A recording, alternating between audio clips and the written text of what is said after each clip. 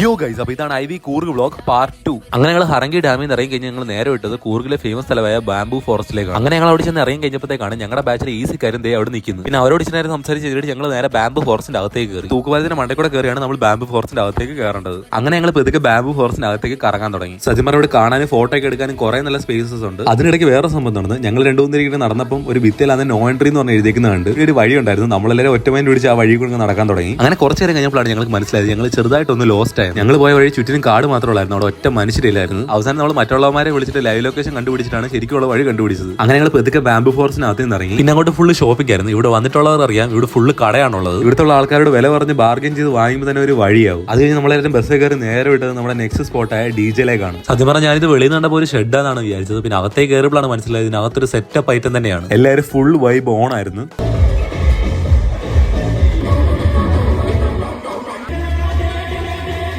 പിന്നെ അങ്ങനെ നമ്മുടെ ഡി ജെ കഴിഞ്ഞ് നമ്മൾ നേരെ വിട്ടത് ഫുഡ് കഴിക്കാൻ വേണ്ടിയാണ്. എല്ലാവരും ഫുള്ള് തുള്ളി വിശന്ന് വരഞ്ഞിരിക്കുകയായിരുന്നു. ഞങ്ങളെല്ലാവരും ഞങ്ങൾക്ക് വൈകിട്ടത്തെ ഫുഡ് ഒരു ക്യാൻഡിൽ ലൈറ്റ് ഡിന്നർ പോലത്തെ സെറ്റപ്പ് ആയിരുന്നു. പിന്നെ എനിക്ക് വെട്ടം വേണ്ടോട് ഞാൻ വെട്ടമുള്ള സ്ഥലത്ത് പോയിരുന്നു. ഈ ഫുഡ് നല്ല സെറ്റപ്പ് ഫുഡായിരുന്നു. നല്ല കൂർഗിലെ നല്ല മസാല റൈസ് ഒക്കെ ഉണ്ടായിരുന്നു. അത് കഴിഞ്ഞ് നമ്മൾ നേരെ നമ്മുടെ രാത്രിയിലെ സ്റ്റേക്ക് വേണ്ടി നമ്മളെ റിസോർട്ടിൽ വന്നു. ഇനി നാളെ രാവിലെ നേരെ ചിക്കമംഗ്ലൂരിലേക്ക് പോകണം.